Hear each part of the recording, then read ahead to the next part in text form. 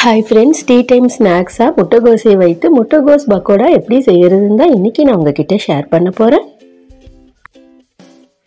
இந்த பக்கோடால முட்டைகோஸ் சேர்த்திருக்கோமான்னு தெரியாத அளவுக்கு நல்ல ஒரு சுவையா இருக்குங்க இந்த ரெசிபி. வாங்க எப்படி செய்யறதுன்னு பார்க்கலாம். Welcome to Rahana's kitchen. முட்டைகோஸை நல்லா வாஷ் பண்ணி சாப் பண்ணி எடுத்துக்குங்க. நல்லா மெலிசா குட்டி குட்டியா சாப் பண்ணணும்ன்ற அவசியம்லாம் இல்லை, ஜஸ்ட் ரஃபா சாப் பண்ணி எடுத்துக்குங்க. அதே போல நல்ல ஒரு பெரிய சைஸ் வெங்காயத்தை கட் பண்ணி இந்த மாதிரி சீவி எடுத்துக்குங்க. அடுத்து ஒரு மிக்சிங் பவுல்ல நம்ம கட் பண்ணி எடுத்திருக்கிற கோஸ்ல இருந்து 3 சின்ன பவுல் அளவுக்கு கோஸை சேர்த்துக்கலாம். அது கூடவே நம்ம கட் பண்ணி எடுத்திருக்கிற வெங்காயம், 1/4 பவுல் அளவுக்கு குட்டி குட்டியா கட் பண்ண கருவேப்பிலை, நல்லா ஃபைனா சாப் பண்ண கொத்தமல்லி தழை, 1/2 டீஸ்பூன் அளவுக்கு மிளகாத்தூள்,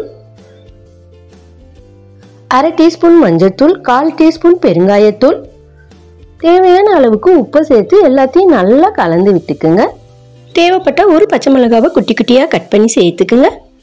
நல்லா மிக்ஸ் பண்ணிக்கணும். அதாவது முட்டைகோஸும் வெங்காயமும் நல்லா ஒன்று கலந்து இந்த மாதிரி நல்லா பிசைஞ்சு விட்டு நல்லா மிக்ஸ் பண்ணி விட்டுக்குங்க. நல்லா கலந்து விட்டது ஒரு பக்கம் இருக்கட்டும். அடுத்து இன்னொரு பக்கம் ஒரு கிண்ணத்துல 1 கப் அளவுக்கு கடலை மாவு சேர்த்துக்குங்க. கூடவே 1/4 கப் அளவுக்கு அரிசி மாவு சேர்த்து ரெண்டுத்தையும் ஃபர்ஸ்ட் நல்லா கலந்து விட்டுக்குங்க.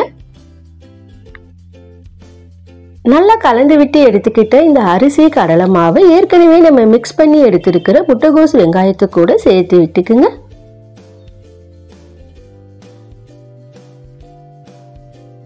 மறுபடியும் ரெண்டுத்தையும் ஒண்ணா நல்லா கலந்து விட்டுக்குங்க. ஏற்கனவே நம்ம மிக்ஸ் பண்ணி எடுத்திருந்த வெங்காயம் முட்டைகோஸ் அது ரெண்டும் ஏற்கனவே தண்ணி விட்டு இருக்கும். அது கூடவே இந்த மாவை நல்லா பிசைஞ்சு விட்டுக்குங்க.